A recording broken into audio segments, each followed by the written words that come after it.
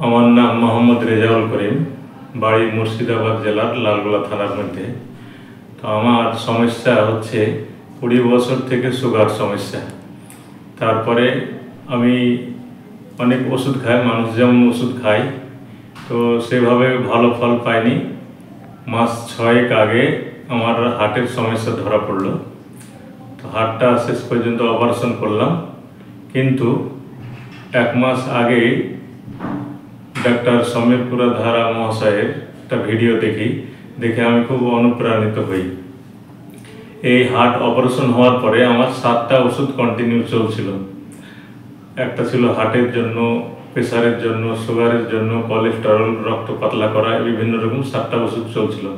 এটা কতদিন চলবে ডাক্তারবাবু? বলে যতদিন আপনি বাঁচবেন এটা খেতেই থাকতে হবে।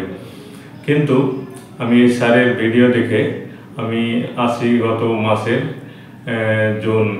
মে মাসের 22 তারিখে।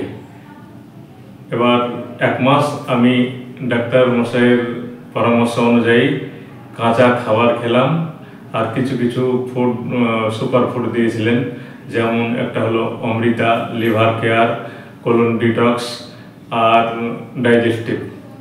এটা করে 1 মাসের মধ্যে 1 সপ্তাহ পরে আমার সুগার কিন্তু নর্মাল হয়ে যায় 145। যেগুলো বেশ দামি দামি ওষুধ খেয়েও আমার সুগারটা তখন ছিল 214, তার নিচে নামতো না। আর এই পদ্ধতি মেনে 1 সপ্তাহ পরে সে আমার সুগারটা হয় 145 পিপি খাওয়ার পরে। এখন আমি প্রতিদিন, হয়তো 20 বছর থেকে আম খাওয়াই হতো না, এখন তো প্রতিদিন সকালে ফলমূল খাই, মিষ্টি ফল।